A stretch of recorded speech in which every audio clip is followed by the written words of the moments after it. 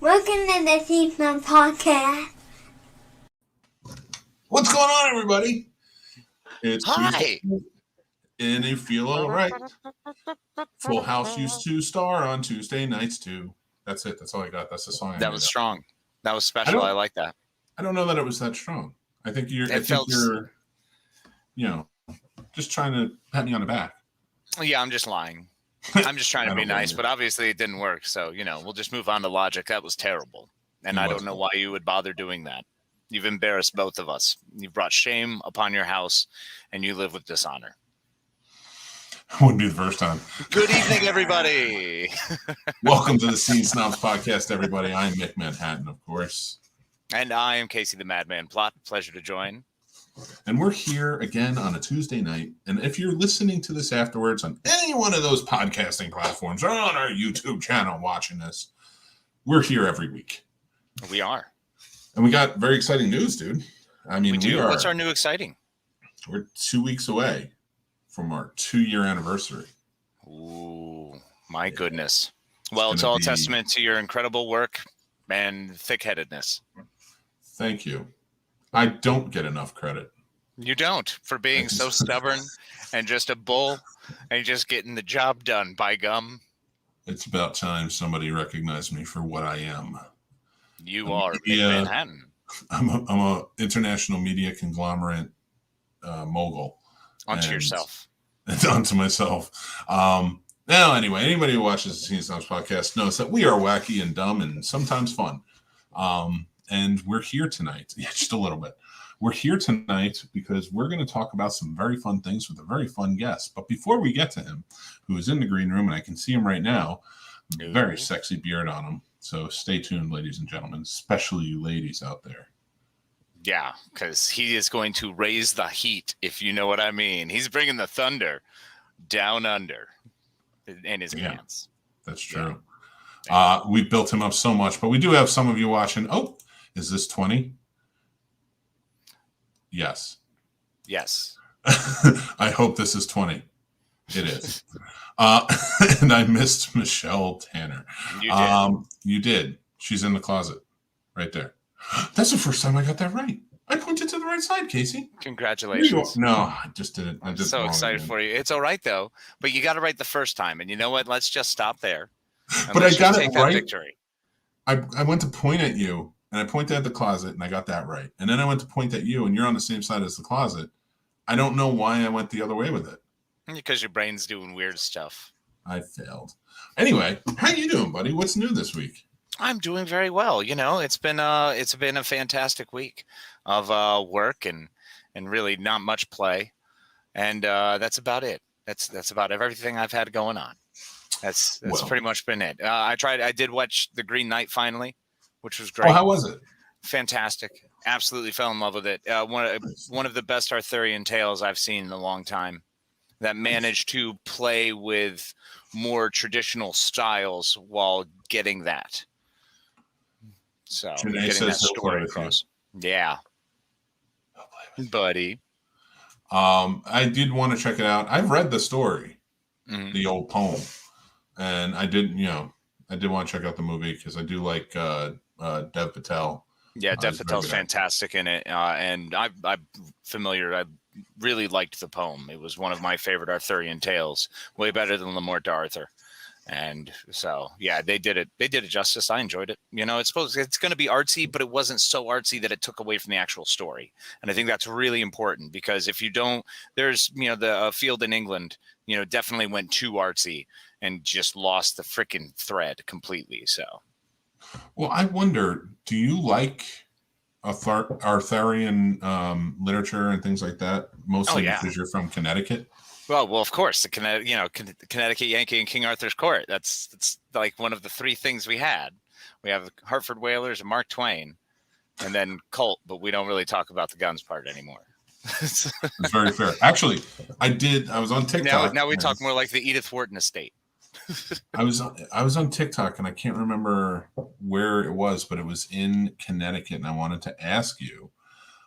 It's called the Cork and Wand, Harry Potter type place. No, I'm not familiar. Definitely not called the Quirk and Wand because I typed that in and it didn't work.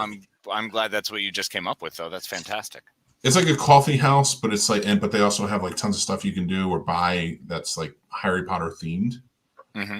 And it looks like an old Harry Potter type place to go to, and it's in Connecticut. I will find out, and I'm going to ask you about it some more because it's. I just want you to know there are like a lot of people in Connecticut.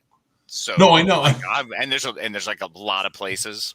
No, I so wanted I'm not to know how everything close. About Connecticut. I didn't expect you to know it, but I wanted to know how close you where you're from, might have been to it, because Connecticut is now. There may be a lot of people in Connecticut. There may be a lot of places in Connecticut, but Connecticut is not a huge place. No, it's 3 hours corner to corner. So yeah, you could be close to it. And you know what? I bet you are. I bet you are close to it. And it's going to be fun because they actually do this thing. And I'm not even a Harry Potter fan. I'm into it. They actually do this thing where they mix your drink. They ask you a question and then they mix a drink. And whatever color. I don't know. No, they just like take the drink. It's like a coffee thing, and they mix it, and it changes colors. And whatever color it changes to is what house in Harry Potter you belong to. Okay, is that going to be the same color coming up, or does that change colors too? All right, you're ruining this for me. All I want to do is find out my color. I want to find out what house I'm supposed to be in. There's so many tests online, bro. There's so many, and I'm sure there's a Cosmo out there that you can grab back up. Like, you've got options. But I want to go to Connecticut. Maybe find a teen beat. Well, yeah, I mean, obviously the drink would be the most proof shy of an actual sorting hat. Well, I don't have one of those, and I'm not in England. Yeah, neither one of us are, and it's a detriment. Well, anyway. To our Harry Potterism. I don't know enough about Harry Potter to argue with you. So I'm going to say, guess what, ladies and gentlemen? It is time for a little thing we like to call Casey Knows Best. Now, if you don't know what Casey Knows Best is, or you're joining us for the first time, Casey Knows Best is where we talk about the latest in award shows, and we go over each show or each winner of those things and see if Casey knows about them or what he thinks. Casey knows best, so you better pay attention. I have the greatest knowledge and understanding of what you should currently be watching versus how the award shows like to just give these fucking things away. So let's do this thing, big guy. Let's go. All right. Winner for Best Limited Series, The Queen's Gambit. What do you say? The Queen's Gambit was pretty bomb. Netflix has done a fantastic job, and Anya Taylor-Joy was kind of the business. They did a period piece, which I'm usually a sucker for, and they did it exceptionally well while dealing with mental health. And I think they just kind of married a bunch of cool things and portrayed this woman's life, which was very well done. So well earned. So you think everybody should watch it? Everyone should watch this. Okay. Comedy series. The award show kind of got it right. All right, fair enough. Comedy series, Ted Lasso. Ted Lasso is a masterpiece. I think it is Bill Lawrence's Opus Dei. I think it is one of the most fantastic pieces of television, and especially at the time that we're all going through. And I agree, award shows are terrible. Yes, Janai 42, I could not agree more. But I think they nailed it again with Ted Lasso. It's perfect. Everyone should watch it. If you're not watching it, you're probably like part of your soul is missing something and you don't know what it is. It's in fact Ted Lasso. All right. We're going to motor through the rest of these because we have poor Kingsley sitting in the green room. Yes, and I want to bring him in. Drama series, The Crown. Yeah, you should watch it if you want to be like bored and get confused a lot, but you want to hear British people talk. Check it out. Variety special, pre-recorded, Hamilton. Well, I mean, it's fucking Hamilton. If you don't have a goddamn soul, then yeah, I guess just fucking move along, Chief. But Hamilton's fantastic. Lead actor in a drama, Josh O'Connor, The Crown. Yeah, go with it. Boring, whatever. Lead actress drama, Olivia Colman, The Crown.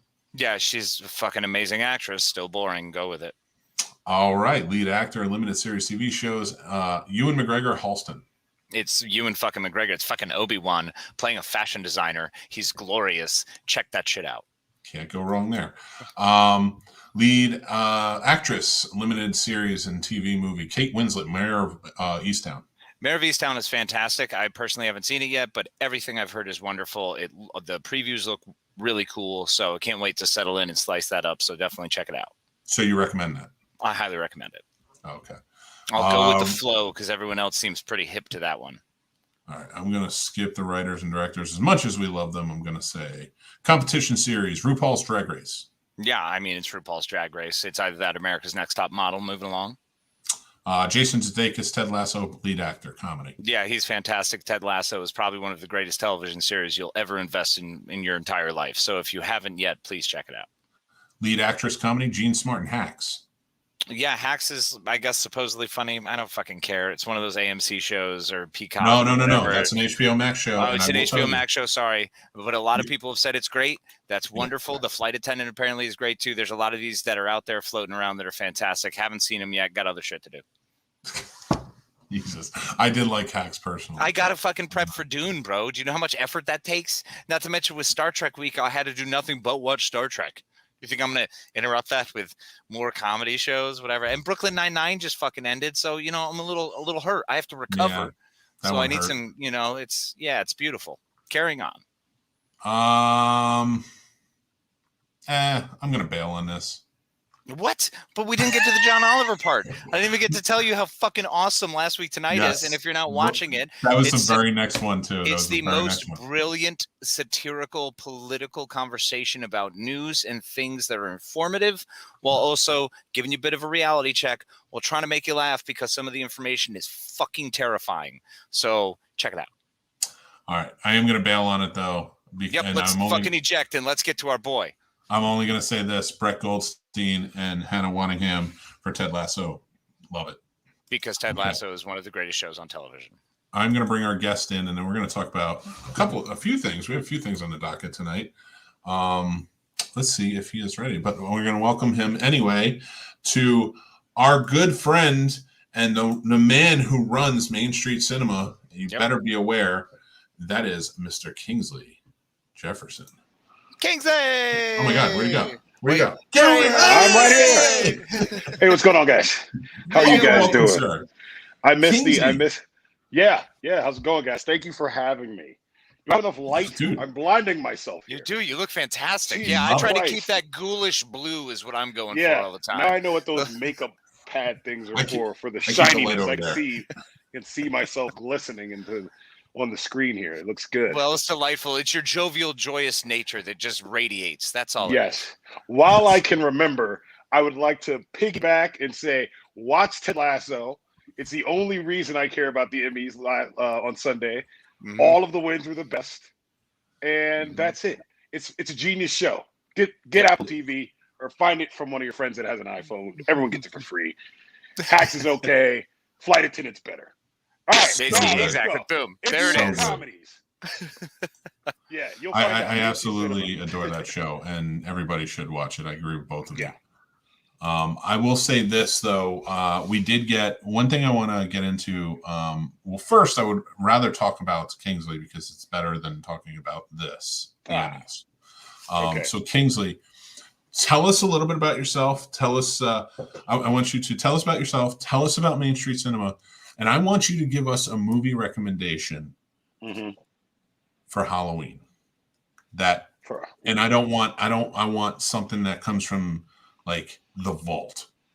I don't want Halloween. I don't want Friday the 13th. I don't want any of that stuff. I want something from the vault, something you've seen that you're like, everybody needs to watch. Okay. We may have to come back to that. I have many in the vault in my head, but we'll come back to that one. First, Kingsley Jefferson, from New York, did military service, Air Force, served in Afghanistan. Hey, I didn't run in a marathon or anything because I don't do that kind of stuff. That's crazy to me. But growing up in New York, I worked at a movie theater with a few friends. Just so happens that you develop love for pop culture, movies, TV. And one of those friends, my main co-host, James, just happens to be someone who worked there with me. And the theater we worked at was called Main Street Cinema. So we decided to call ourselves the Main Street Cinema Boys.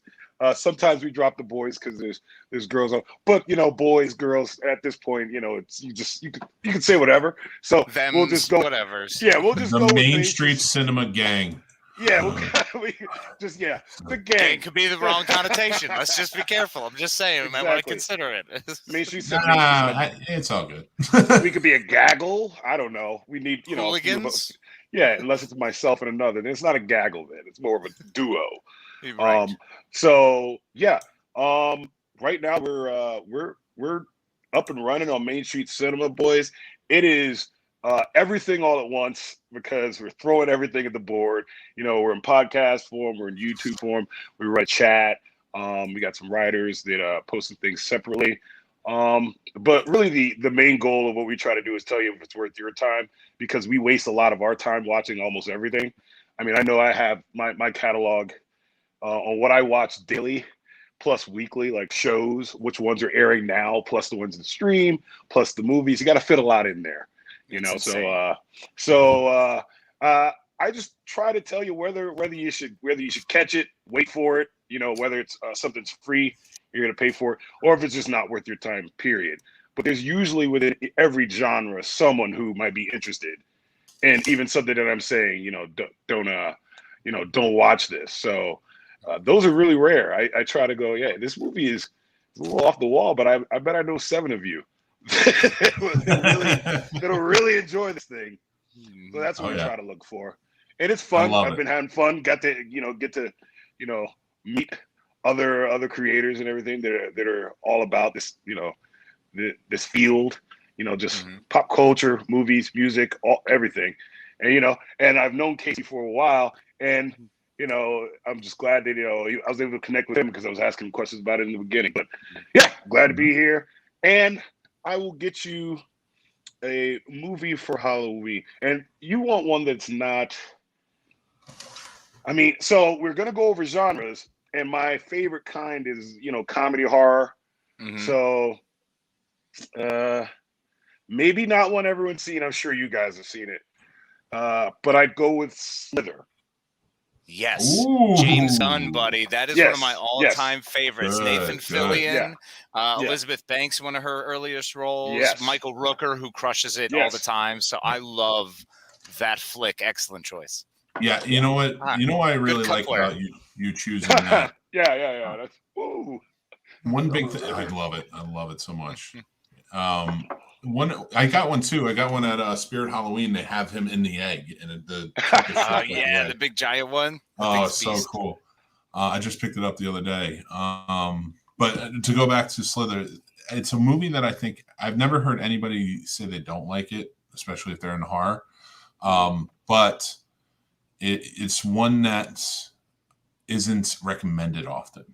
So I love that you said it, and that was your recommendation, because I really think that was spot on, perfect. That movie's right up. Yeah. Sorry, go ahead. No. Go ahead. Yeah. We don't stand on happenstance here.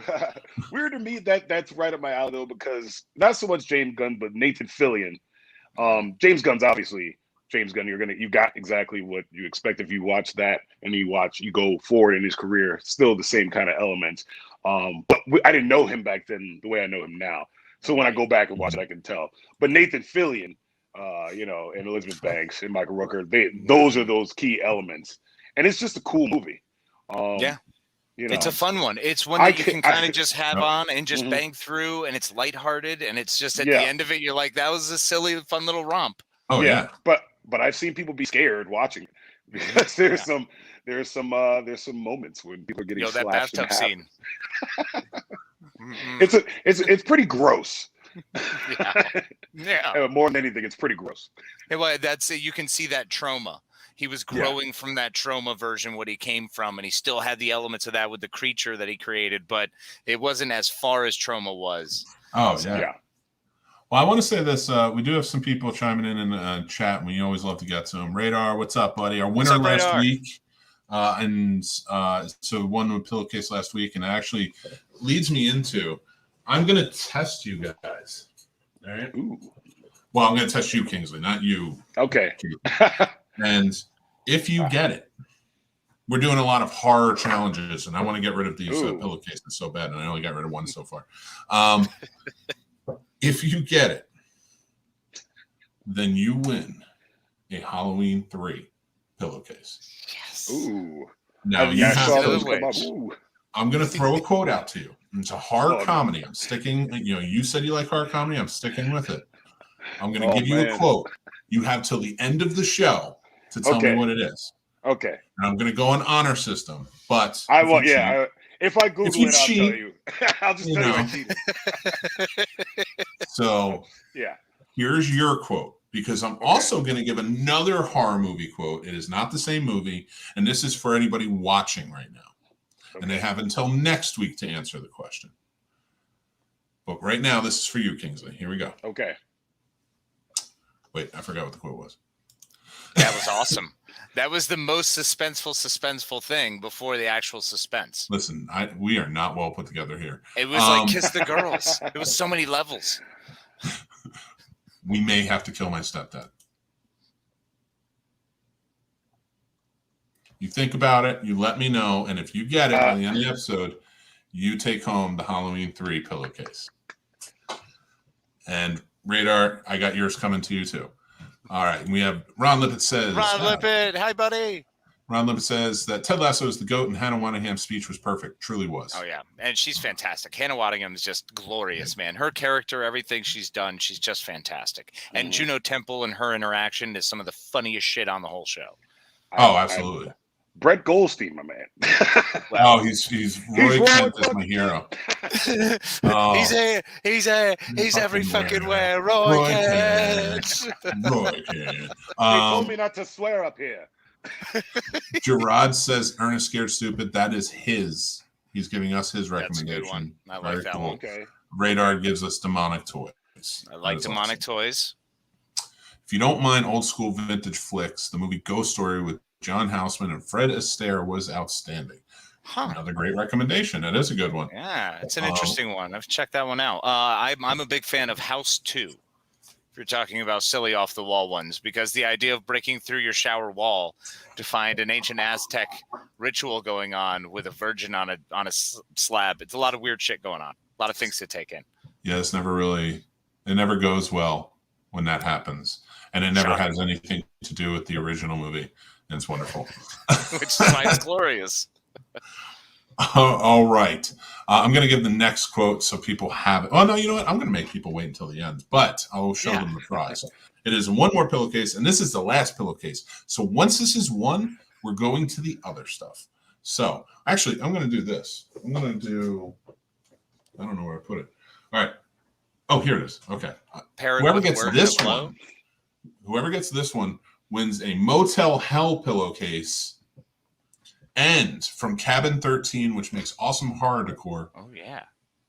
A gingerbread, a zombie gingerbread Christmas ornament. So that's right. You win both of those if you get the quote.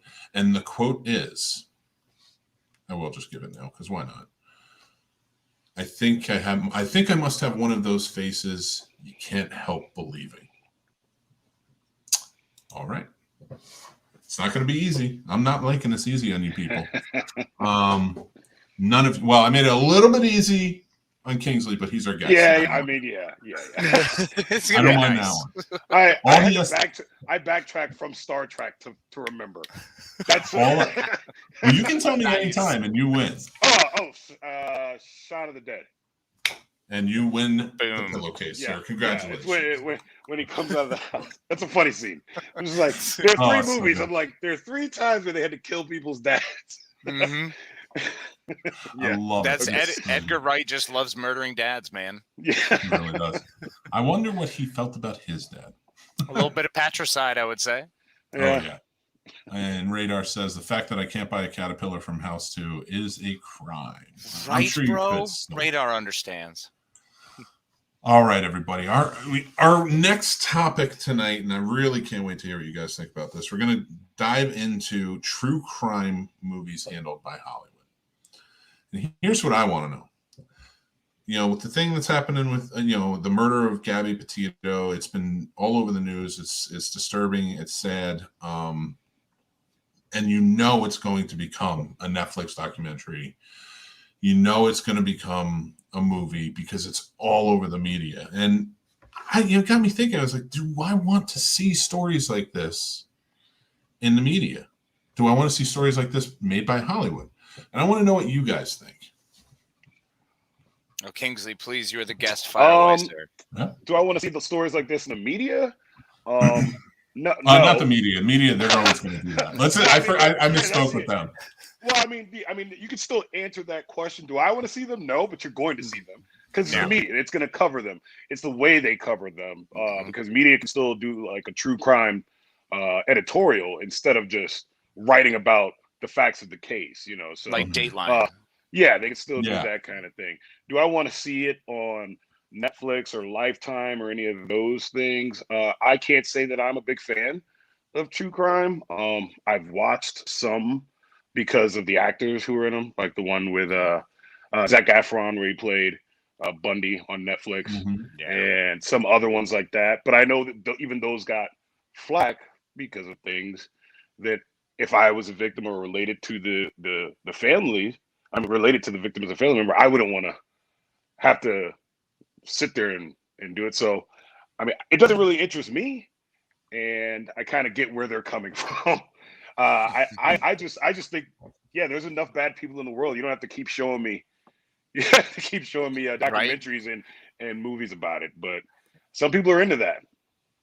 Yeah. I would say, in case, hold on, if you don't mind, hold on one sec.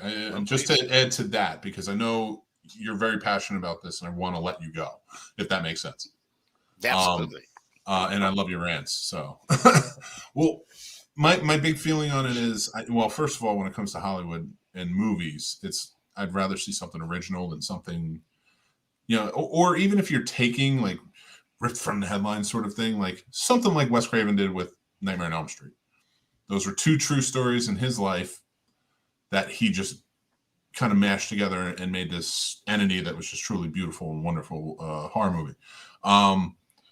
Now a dead on like trying to follow the story, like I don't mind Netflix documentaries, things like that when they're done right, like Making a Murder, things like that. It became huge, but it was a really well done docuseries.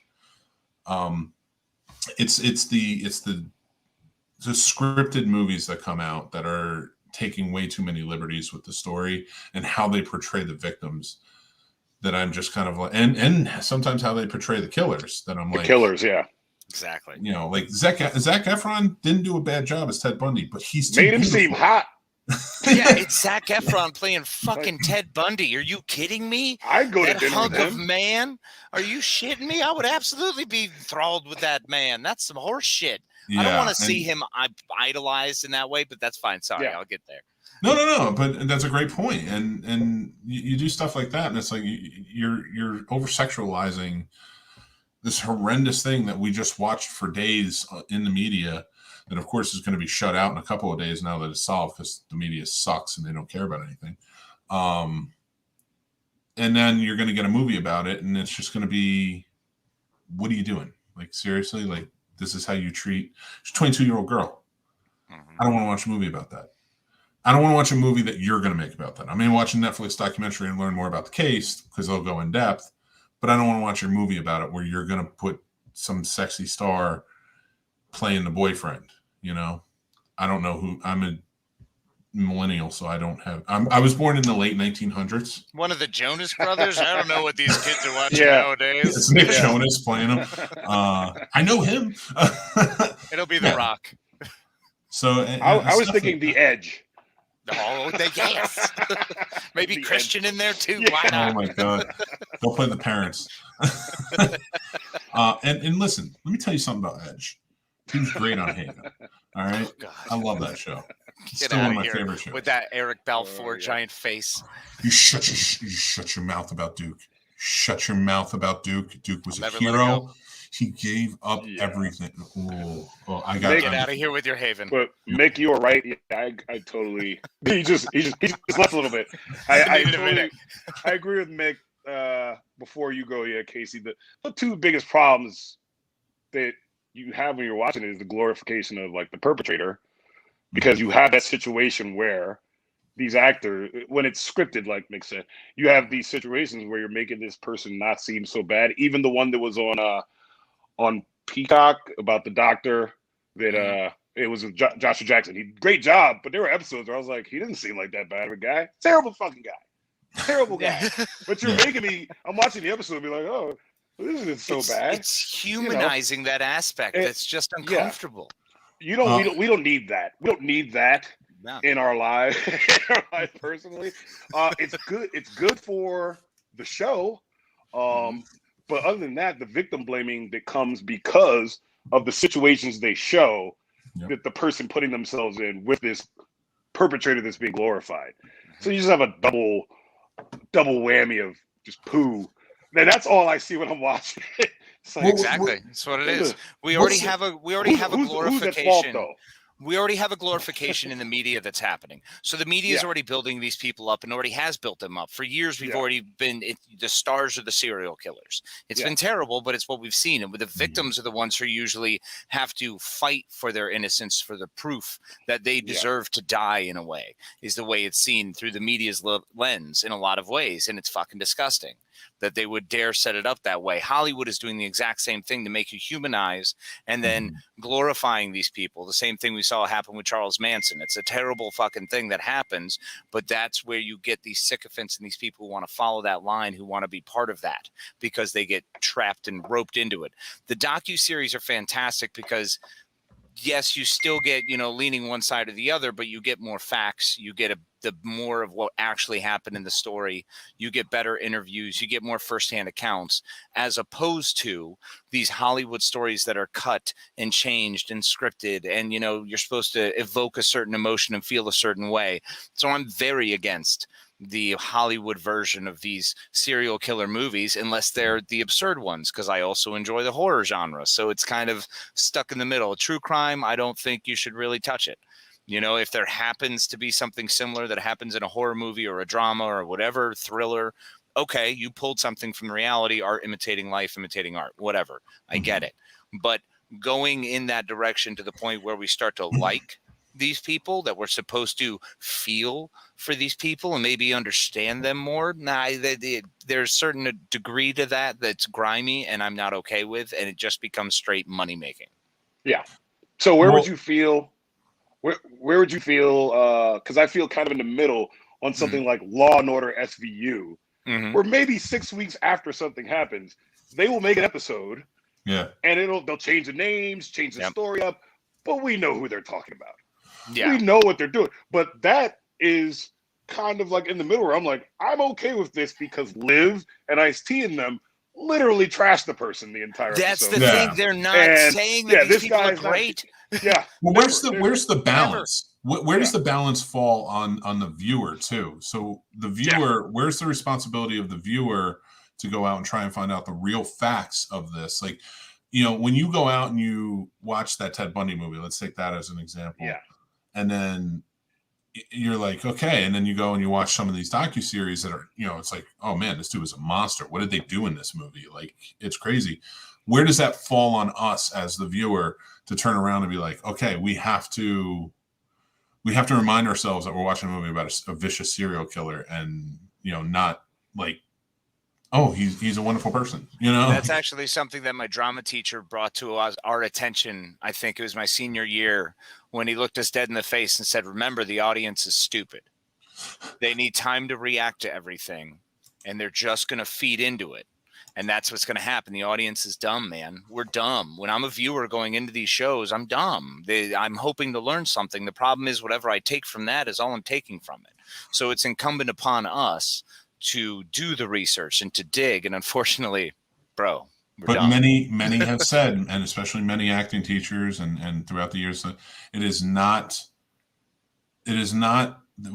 pertains to the stage when they say that. So I'm kind of tying it into the Hollywood effect, but it is not the actors or the performers' job to teach you. It's their job to entertain you. So what you do with that knowledge afterwards, whether it be fake or not, because we're really mostly dealing in fiction most of the time. So when we get something where Hollywood takes its liberties and says, all right, we're gonna put this in here. Like, look at The Strangers. Terrifying movie based on a true story. Yeah. And you look back and it was like some chick knocked on this guy's door when he was a kid. Yeah. Like, that's your true story. Right. This is, people are actually believing there were 3 killers out there. Like, because that's, you're taking your liberties to scare people, and I get it, and it's a marketing ploy, but where does it fall? Like, I'd love to know that balance. Like, where does it fall on us to find out, While I love an informative film or an informative show, I like to consider myself an informed viewer, and just that modifies me, not the industry. So I look everything up because I just don't believe that. I can't believe that certain things are happening, right? And usually they aren't. Usually it's different than what I'm being shown, and that's because of sensationalism. It's a lot of stuff is boring. Guy sat outside your house for 30 days just staring at your window is not as cool as a guy taking pictures and stalking you at your classes and stuff and being like 5 feet away from you when really all he did is sit in the parking lot. Right. That's what really happens. Like, but it's cooler if you have a hair doll. Yeah, yeah, exactly. You gotta make it interesting. Yeah. See, I subscribe to Casey's way of thinking that the audience are just idiots unless they're like us who go out and say, I'm going to learn everything I can about this. And that's the unfortunate part. That's where you get so many people who said, I saw or I heard. And it's like, okay, well, what the fuck did you read? Where's your source material? Yeah. I listen to the podcast also, okay? Yeah. The true crime podcast that the movie is made off of. That's what I listen to. That's what marries them, man. Yeah. Well, I will say this. Ron Lippett says, don't be Raz and Ice-T. That man has improved many a night for me, as he has with all of us. Dude, Me Ice-T has the best job in America. And he said that himself. Yep. I got 5 lines. Every episode. And people love the shit out of it. Yeah, people love it. And not just the 5 lines, but you're the guy. You remember him. He gets his Razzies off looking at little babies. Yeah, okay, yeah. He's touching babies. Is that all you got, Ice-T? Yeah, that's all you got? Jesus. That's it. The Slenderman documentary on HBO is a strange combination of documentary and horror. That concept still frightens me. And you know what? That's something that changes it up a little bit, because they told this story. They took the Slenderman, they took that idea of this entity, and they made a movie around a horror movie. I'm okay with that, because you took the entity. It wasn't real. It was about these girls who killed these 2 girls who killed this little girl. This is a real life story. Killed this little girl and then blamed it on the Slender Man. I don't mind that you took the Slender Man, because he's not real, and made a movie about him and left out the part with the girls. And something like that's okay with me. Like the Ed Gein. Ed Gein's been redone how many times? Right. I think Mothman prophecies, all that shit. I mean, anything that you're pulling that sort of, you're creating the legend. I understand creating the legend. I do grasp that. The problem is creating the legend of the monsters, more of the actual Ted Bundys. If we had a Menendez brothers story, when you get into those stories, Truman Capote, someone who I always thought a human piece of garbage, who used an actual story and other people's pain and suffering for sensationalization and to make a boatload of money, kind of bearing into that true crime drama world. So it started with trash, and it is kind of trash to me. I consider it trashier. I'd say it's National Enquirer level trash. Okay, I can get that. So with great performances, which fucking sucks. I think we all agree that we need to stop watching true crime. All the true crime podcasters right now are freaking out. What did he say? No. Real reporting and actual finding facts and things that are digging into the case and seeing different sides of the case. You want to play those games? Great. Do it. I think legal arguments are fantastic, and discussions about that only make us better as human beings. Yeah. Just don't get fucking all glorified into the murder aspect. I should try to kill them. That is a great fucking idea. I love it. That's a perfect answer in my opinion. We're gonna switch gears and switch to our main topic tonight. But before we do, I want to remind everybody that we do have a little contest going, and it'll be going. It's a Halloween prize giveaway, and if you can name the movie that this quote is from, you will win the Motel Hell pillowcase and the gingerbread man ornament. So here we go. I think I must have one of those faces. You can't help it. So you guys tell us. You can tell me in the comments. You can message me. Do whatever you got to do. all before next episode. So you have a week, and you can even look it up. So don't screw up. Get it done. Who's going to drop the ball? Somebody's going to drop. I still haven't given away the Halloween 2 one. We're still waiting on that. And we have a lot. And that's the thing. Like, I'm giving away, not I like these. I want these. Like, I like these prizes. I do too. I want that Halloween 2 pillowcase, man. Well, if nobody claims it, you can have it. So there you go. Like, if nobody goes for the challenge, you can have it. I will say this: I like these prizes, but better ones are coming. If that makes sense. Like, of course, I'm building up to Halloween here, so it's so funny that like people are like, maybe they're just holding out for those. I don't know. They don't want to be disqualified because they won, and you got to understand, y'all. Nothing can disqualify you. You are can win not as many times as you can win. You win 15 times in a row. I don't care. I do want to mention naked in the streets like Lady Godiva. Just live your truth. I do want to mention our Patreon. If you are a Patreon member, which is $5 a month, you get exclusive stuff, content, swag when we have it out, and things like that from the Scene Snobs. But every month we do a prize giveaway for only our patron members. And this month, we were giving away a 24 by 36 Nightmare on Elm Street poster. And the winner is Dan the Man, Master Shake. Dan the Master Shake. Yeah. Congratulations, Dan. So you win the Nightmare on Elm Street poster. Enjoy it in good health, and it will be sent out to you next week. All right. Let's switch. Follow, like, and subscribe for more. Anyway, let's switch gears into the main topic tonight, and that is because Halloween's coming up and we're such big fans, we're sticking with the horror genre. Now, it got me thinking the other day. Kingsley, you mentioned earlier you love horror comedy. Of course, horror comedy is so. It's just as important, in my opinion, as just straight up horror movies. Like, it needs to exist. But I want to talk about the movies, the genres that have crossed with horror genre, and ones that haven't, and should they? How do we feel about these? So I'm gonna put it up to you guys. Let's talk about it a little bit, and I want to know what you think about those cross genres. Kingsley, please, sir, you have the floor. So I was thinking about the genre, like the cross genres, and I was really trying to think about the ones that didn't, and I started getting into like a mental jujitsu contest.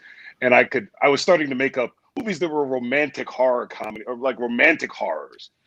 Something like Only Lovers Left Alive, which is Jarmusch. It's a horror romance. Yeah. But it's, so it's been done. Let the right one in.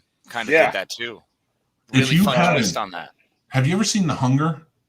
Ooh, yeah. Yes. It's a Tony Scott movie with David Bowie, everybody. If you haven't seen it, go check it out. It's really good.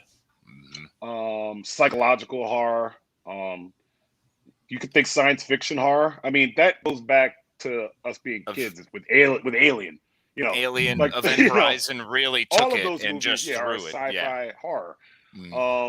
Sunshine. Supernatural, more superhero horror. I guess what's the most recent one? I guess like Brightburn.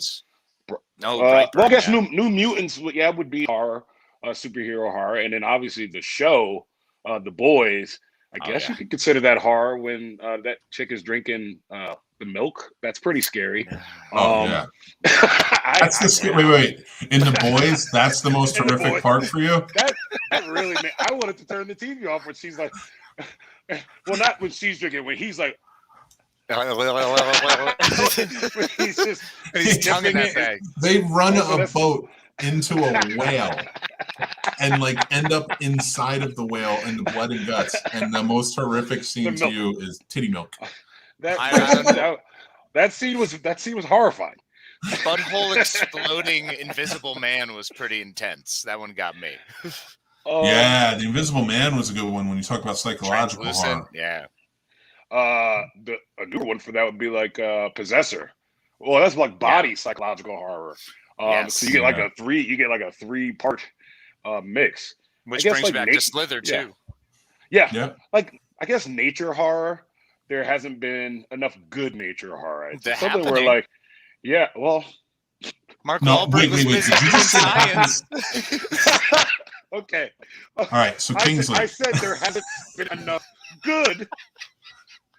nature horror. I've seen nature horror movies. Yeah, sure. Please don't ever say The Happening if you is want to good. start with The Happening being at the top of that list, I'm okay with that. Oddly, I think it's middle of the pack. Yeah. No. Because all right, where does nature horror? How much does nature horror expand? Do we talk about animals? Because there's lots of good nature horror animals movies. What about Squirm? Evil Dead. I mean, there's a tree that rapes a lady. No, So yeah, it no, can't no, be no, a supernatural no. animal. That It is needs not to be like it needs to be like like plants and the ground and stuff like that. Like non-supernatural nature. Swamp Thing? That's not that's supernatural though. Oh, fair, yeah. So like technically no. Technically that's science. I mean, technically it's science because true. It's not. He was turned by a formula, so we can kind of err on the side of science with that one. Let's just say COVID did it. That's clearly what happened. Okay, well then, where do you land up with like Outbreak and Contagion and those kinds of movies? Those are psychological thrillers for me. Okay, still those aren't horror movies. Tears on the horror side, like but Lake Placid. Well, actually, that's a nature horror. Yeah, I mean, is it an animal horror movie? Or I think it's a nature horror movie, right? You got to put it in a bucket somewhere. Day of the Animals. Yeah. Go back to Leslie Nielsen days. That was a crazy one. But going back real quick to the movies like Contagion and Outbreak and things like that. What was that? Shadow in the Darkness. I have no idea. Ghost in the Darkness. Ghost in the Darkness. Yeah. Ghost in the Darkness. That was a good one. Yeah. But those movies that deal with pandemics, have a whole new meaning now, and they're much scarier than maybe they were 20 years ago. And really enjoying it, but understanding how boring it is, and yet the complete and utter loss of life was obscene. So like you're watching something that's way more horrific than some dude in a mask running around killing a bunch of slutty teenagers. No one gives a shit. This is something killing millions of people, and it's not as scary. It's kind of like, man, I'm desensitized, whatever. Of course, society will break down. We're shit, whatever. Would it be scarier now? If it just came out now, if it was a new concept now, and we've just been through everything we've been through and still going through, would it be a scarier event or scarier movie now because things have changed? Now, terrorist movies weren't scary in the 90s, but they were a lot scarier after 9/11. So I wonder if living through those events, going back and rewatching, a movie like Contagion or Outbreak now, you're like, holy shit, this is horrifying. How accurate it is and everything we've been through now that we know. I wonder if there was a disconnect when we first watched them, and it's like all that loss of life in the movie. You're like, oh yeah, but they're going to figure out how to change it. And now you watch it and you're like, yeah, shit, we just went through that.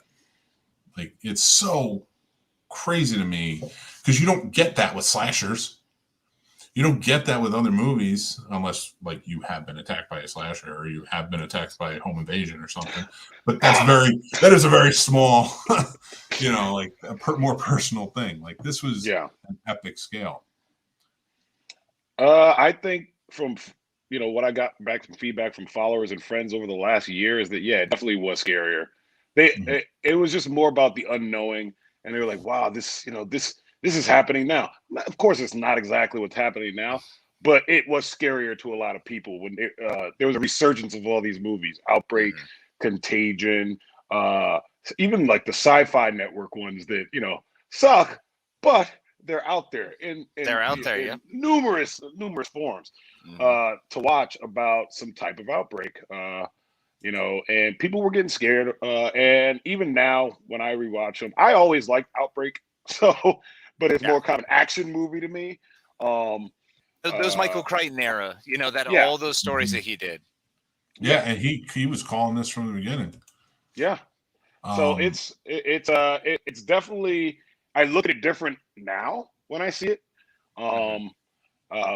But Carriers. I just like to think, Carriers. Yeah. I just think, I guess there's people across the ocean that have thought like this for probably like 40 years because they have outbreaks all the time. And we're just lucky.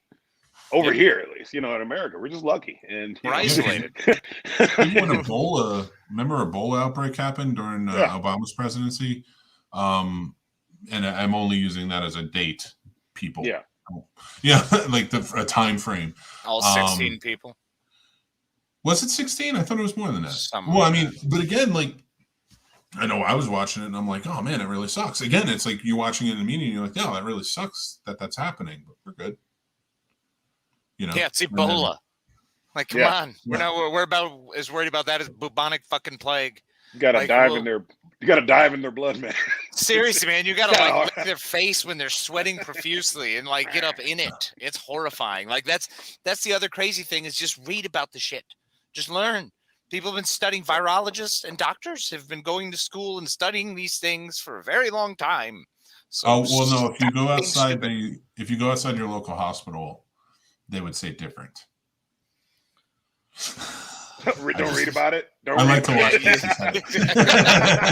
Don't do that. You don't need to know anything. Stay dumb. Yeah, thanks, buddy. Just gonna sit over here and just smash this tape against my brain. In fairness, like I'm right there with you, but oh my god. So going back to the horror genre, and kind of switching it up a little bit because we're getting into a place that I would let nature Casey horror all night. Yeah, nature horror. Back when Mark Wahlberg was doing science. I will tell you an underutilized horror genre mix-up. Mix is horror musicals. Oh, ooh, buddy! Let me tell you what, the Disney Channel has been crushing it with Zombies and Zombies 2. What is that? I saw them on. Bro, my daughter is all about it, and I'm going to tell you straight up, I love it. It's ridiculous and over the top, and there's aliens and werewolves, and there's all kinds of things, and they're all dancing because the human girl, who's maybe not a human girl, is in love with the zombie, and my friend, wacky news ensues, and there's cheerleading. So I'm in. Big Bring It On fan. That's right. That's fair. I will tell you what we don't have and we need more of, and I talked about this, Casey, earlier, horror sports movies. Let's see it. What do we got? We have the Faculty. That's it. Not since the greatness of Gutter Ball. Gutter Ball. Yeah. I don't know about Gutter Ball. I have to check that out. It was a comedy, got 4.6 stars from 2008. A bowling night will turn into a bloody death match for a team of teenagers as a deranged serial killer is taking them down one by one. That sounds like fun. And also, watch list. Right, Gutter Ball, and then also let's not forget the wonderful classic Sorority Babes and the Slime Ball Bolorama. That's sports. All right, you guys go ahead and continue the show. I'm going to think about Michelle Bauer. Sounds like Mick is right, and that is an underutilized, or at least not as performing well genre. Yeah, when you have three, when you have three, and one of them just has football in it. It's not even like a football like alien movie. That's Space Jam. That can be a horror movie. Is it? No. Yeah, I'm scared of it. Yeah, scared to put it on. Yeah. Anything with Bill Murray doesn't have horror. Scared of the acting. Radar says fave Disney Halloween movie is Halloween Town was righteous. Those are great back in the day. Yeah, I love those. I love those kiddie movies. Those are fun. I think there's a bigger genre there. They could use more of the Hocus Pocus style of movies or the Halloween Town story. There are a lot, but we do need more. They suck. I think kids need to be indoctrinated. I have to watch all of them. Yeah, no, they don't all they're suck. not great. Monster Squad? Really? Okay, Monster Squad's great, but my daughter won't watch Monster Squad yet. She's still scared. The Goosebumps movies? Yeah, still scared. I don't know. Yeah, see, I'm stuck, bro. I've got this crappy year where I'm like, because she's ready and she keeps trying, but then we start and she's like, I'm not ready. And I'm like, You may have to think about the very real possibility that she might not be a horror fan. Yeah, well, that's just not possible. We're gonna have to Clockwork Orange this. Yeah, that's not an option. Just make her watch Underworld, and then from Underworld you can edge in like actual horror. I'm gonna try to work in like Pride, Prejudice, and Zombies, because I think that Victorian era of scary movies has not been used enough. I love that. I was wondering. No, I was trying to classify that. Is that It's a period tough one. piece horror? Is it young adult horror? Because it's not drama horror. Because it's drama not horror would be drama more horror. serious. No. I think you would consider it young adult. Young adult and possibly comedy horror. Period piece. It fits in. I mean, same with Abraham Lincoln Vampire Hunter. That fits in all of those categories. That is a comedy. You know what? Funny how bad it I'm is. laughing. This goes for all genres. You know what I'm Yeah. good with and never needs to be done again? Anything from the Victorian era. Bro. I hate on. the Victorian era. All Little Women and Zombies? I'm cool with Sherlock Holmes. That's it. Okay. That's it. Right. But they can get boring too sometimes. Isn't Bridgerton in that era? Yes, it is. And there's a lot of humping. Queen Victoria. Yeah. Well, that's a softcore porn. So if you need that in your life. And if one person I would tell you to murdered watch someone it else, if you want. it could be a horror movie. Yeah. Don't take it away from us. We know it's softcore, and we're good with it. Yeah. We're Skinemax kids. I also find eras before that era where people were faced with death a lot earlier and a lot more often more interesting. More of a sword and sandal type period piece guy. Right, no, and I completely understand that because you were literally walking around and you could have eaten the wrong thing back in those days and you're fucking dead. So and you could have gotten a scratch and it's infected and you're dead. Like everything killed you. Yeah. Life killed you. So you were like 5 seconds from becoming a slave at all times back then, just by accidentally leaving your village and just stumbling upon some random person. That's what happened. You had to like really before civilization. Yeah, right. Yeah. Here I say, yes, before the proper people came about and began to, colonize. Give them credit where they're due. Idiots, man. We went from. I still say the Afrikaans were the worst, but that's just me. You brought up the Victorian era. Hey, Lethal Weapon 2 had some issues. All right, they brought up some surface things. Oh my gosh. All right, hear me out. Yeah. I don't know if this is a good thing to say or not, but I'm going to go for it. Yeah. A zombie movie that takes place during, like, pre-Civil War in the colonies, where black people find a zombie, and that's how they start getting their getting their revenge. What do you guys think? That could be interesting. I think it'd be interesting, and it's funny. I believe that is like almost 80% of what Misha Green was pitching as the second season of Lovecraft Country to HBO was going to be set in that era. And I believe there would be two nations, and the zombie portion would be, I think, more so white people, and then the black people would be on the other side. And obviously, there was only like 2 paragraphs of fleshed out, but that was her pitch. And that is why HBO was like, "You need to go." That's crappy. They're like, we're not doing it. They were like, "We're not doing it." But that's an idea that there was just pitched. Yeah, because that would have been amazing. Because you get, but that's what Cthulhu did. He zombified all of them. So that makes sense. It fits. It's H.P. Lovecraft Country. God. We were watching Loki, and my wife goes, "Oh, he's from Jonathan Banks." Banks, right? Is the last name? Jonathan Majors, yeah. Majors. I don't know why I thought Banks. Jonathan Majors playing Kang, and she sees him. She goes, "Oh, he's in Lovecraft Country. I love that show. When's it coming back?" And I was like, "I don't know how to tell you this, but it was canceled." And she was fucking furious. And I was like, "I don't blame you." I was like, HBO not only did that, but they also took the best rendition of Watchmen away from me. Yeah. I wanted a season 2 so bad. They completed that story, but I'm one of the ones who was in the fan pages going, the story's done. Don't it's good, it's done. You don't have to do anything else. Watchmen, I was like, Watchmen I could see them continuing, but I still thought it was done.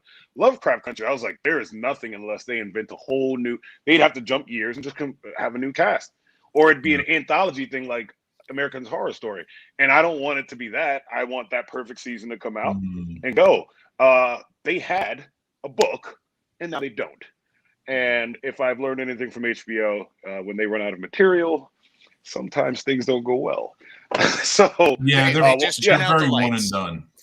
yeah, They don't love seasons. Like Curb Your Enthusiasm, yeah, sure. Like you can have 52 seasons, but See, I'm okay with that because BBC does that. You know, if you have 2-3 seasons to tell your story, tell the story and then carry on. You know, the idea of extending Lost because they wanted to do more because the money making endeavor, well, it wound up into a goat fuck where it just went inside of itself. You know, you got to be careful with that because you lose the thread and then you lose the point of the story and what inspired you to watch in the first place. I agree. But here's my thinking on this though. If I hate when studios come to you and say, hey, this was a huge hit. We're winning awards, lots of viewers, make another season, make it happen. And then if the writers are saying source material, we told the whole thing, the story's over, and they force it, then you know it's going to be bad. But if the creators and the writers behind it step up and say, hey, we have an idea for season 2, and this was a mega hit, and they turn around and say, nah, we want source material. It's like, you're not giving creators creativity, room for creativity, and you know if it's creator driven, it's probably going to be good. Perfect example: Breaking Bad. You know, Ted Lasso. You know, when you give creators the room to just create, you're going to get something good. Or like Radar says, GOT. they need that GOT money. Yeah, they wouldn't need it if people watch his Dark Materials. true. But you guys don't want to watch one of the best shows out there right now. No, I do. What is that? Is that the stupid compass with the panda that's got the armor? Whatever. I do. They took the books and they just drew it out. They're like, here's my ending problem next year, but they're not going beyond what the books are doing. So they just drew fair. it out. Okay. Here's my problem. That's smart. I go on HBO Max. I click on the show I want to watch. I click on the episode I want to watch. And then it goes blank and then goes back out to my, for some reason, they don't want to play anything on that stupid app. Have you tried paying your bill? Fuck you. I'm all paid up. I was gonna go lighter than that, but I was like, Casey, it's just all right. I hit the hard ones, buddy. Yeah, man. But Netflix, I haven't paid in 7 years, and all of a sudden, they're still giving me the content. Hey, man, I still get DVDs in the mail. I don't know how, but Crazy Schmott is getting all kinds of stuff. That's fair. I did. So real quick, I want to go around the horn before we finish up and talk about any new movies that we watched. Kingsley, you are a guest. We're going to let you go first. Any new movies that you saw that you liked or didn't like? You know, tell us what to stay away from or go with. Yeah, of course, yes. So you want new and old? Newest one was Zone 414. It's a pretty decent sci-fi noir starring Guy Pearce, and it really is like a mix between Blade Runner and Westworld. And I believe Travis Fimmel from Vikings, who plays Ragnar, he plays a really weird character in it.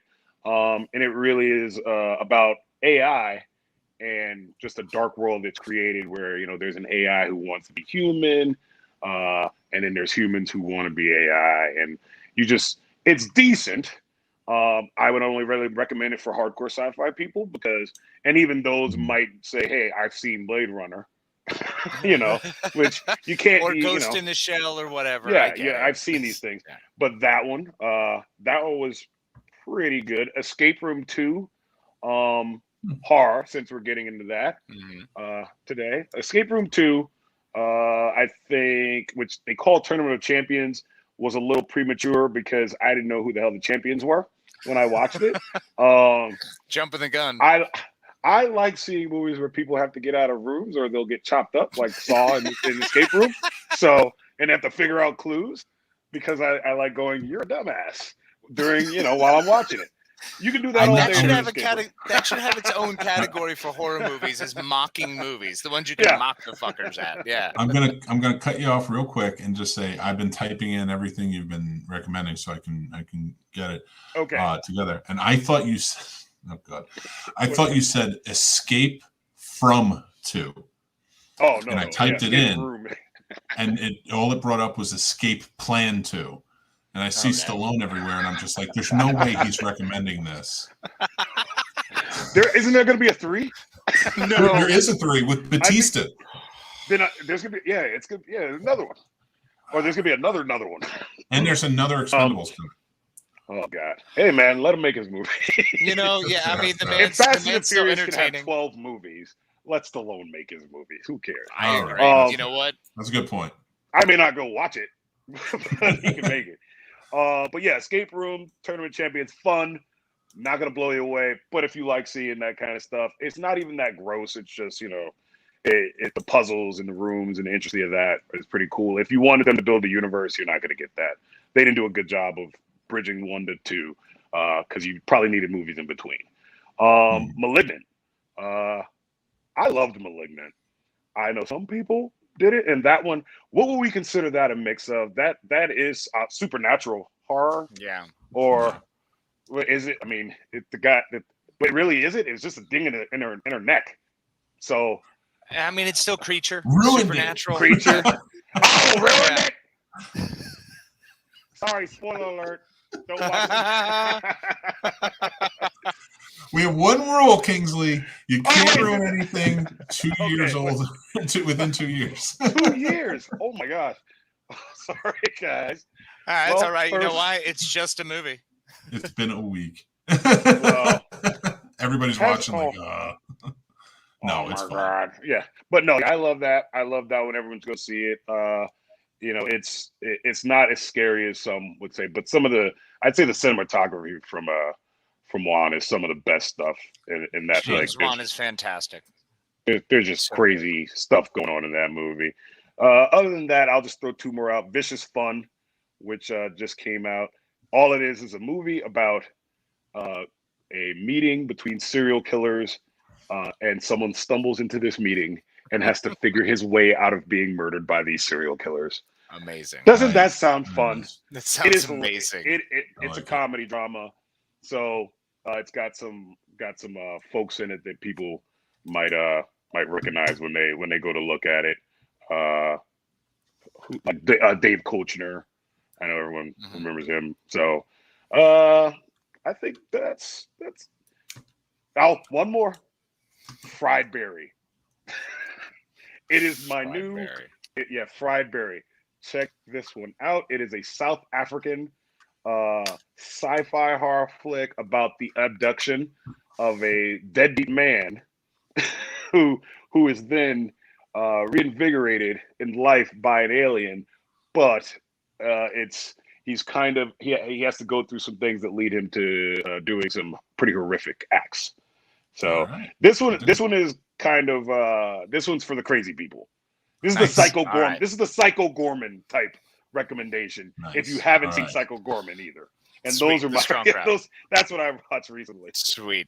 I have got How It Ends. So I'm big into my apocalypse stories. I love my apocalypse tales. This one was just a random one that caught my eye. Looked a little offbeat. It's sort of an offbeat, quirky movie.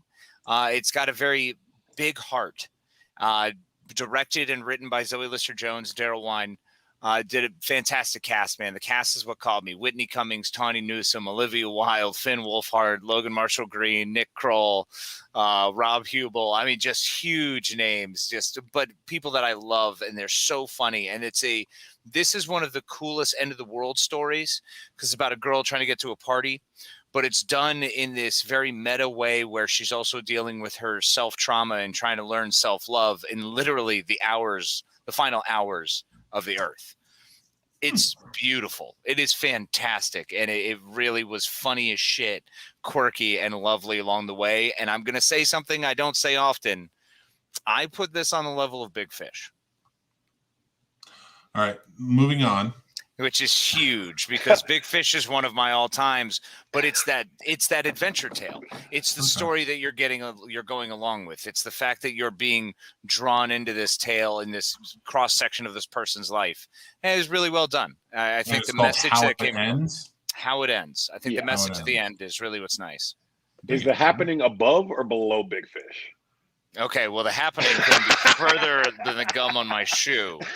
So that is just such a miserable. I love Big Fish, man. Big Fish. Albert Finney does such a good job in that.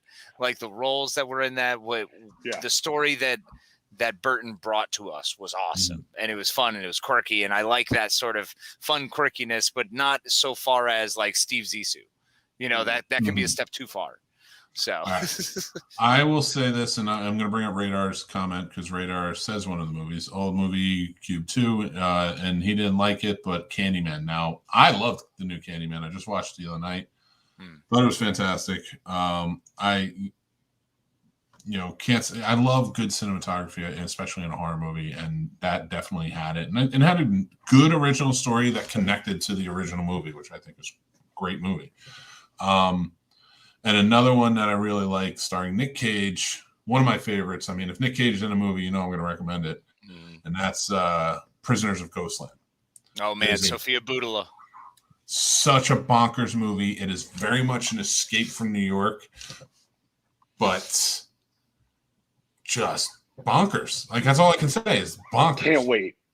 My God. So excited. It's on the level of the movies he's been. If anybody knows or has been with us for a while, everybody knows that Mandy is my favorite movie of 2018. Yep. This is such a crazy movie, but I love it. It's a better Unforgiven, in my opinion. Okay. Because that's basically what it is. Like, except like you see the wife get murdered, and I'll go into detail of that on another show. But Mandy is one of my favorites, and Ghosts and everything he's been making since then has been just as crazy. But I love it. Willy's Wonderland is another one I really enjoyed this year. Color Space was great. Jiu-Jitsu was insane, but he was great in it. Mom and Dad. He was great in it. That's what I said. Mom and Dad, yes. Yeah, Mom and Dad. I did like it, but it was bad. I get it. I liked it for the very reason of what it was. But I liked him in it. I did not like The Color of Space, but I do understand why people do. It's a stretch. It is. That one went a little farther for me. Where I was just like, I'm just not really into this one. But I do highly recommend Prisoners of Ghostland. So everybody should check that out. Because I said so. Let's check out all of these movies and more, definitely, especially the ones of the indie variety, because we support indie here. Our friend's movie Get Away, or let's say maybe Bloody Summer Camp. There's all kinds of different flicks that our friends have come out with. So check them out. Support local indie artists.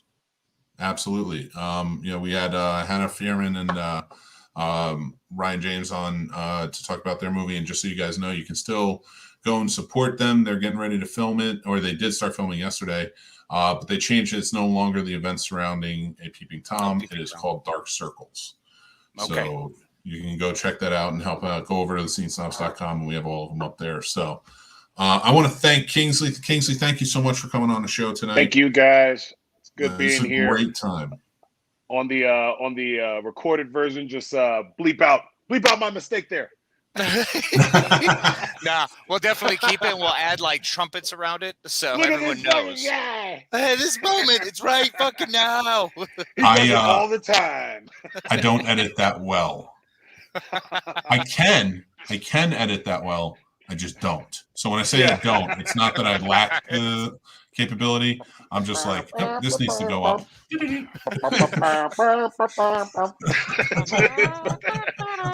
that music over it. I love it. We really appreciate it. Everybody go check out Main Street Cinema. Go check out and see what they're doing there. It's a lot of fun. They have the group on Facebook, so go be a part of that as well. Yes, thank you very much for being on the show. And you can also see me on occasion there too. Oh, so yeah. I do moonlight over there. Regular guest star. Facebook. You can check us out on YouTube at Main Street Cinema Boys Podcast. And then we're also on all the podcast things you can find coming off of Spotify, Apple, also just Main Street Cinema Boys Podcast. And you'll see the episodes there and hope to get you as a subscriber. Oh, yeah. Whether you like it or you hate it. Just join links anyway. Are in the description, so you guys can check it out for sure. So, all right. The madman. Want to say thank you again, my friend, always. I thank you as always. I appreciate it. Good night, everyone, and be kind to each other. Quick announcements real quick. Remember to head over, like, follow, subscribe. That really helps us with the algorithms and getting our name out there more. Remember, we still have the contest going on. The quote, of course, is, I think I must have one of those faces you can't help believing. Tell us and you win prizes. Also, go over to scenesnobs.com. You can follow us with everything there. But just so you guys know, we have our 2-year anniversary coming up in 2 weeks from tonight. We're going to have a lot of guests. It's going to be an extra long episode, so please jump in. You can check us out also every day on Radio Free Hub City. We play at 12 o'clock noon, so you can listen to us on your lunch break, or every Sunday at 12:30 on Untethered Radio channel on Helium Radio Network. It's the Scene Snobs time. So we appreciate you guys definitely supporting us and being there. Congratulations to Dan again for winning the Patreon prize. Thank you all so much, and love you, Len. Take care.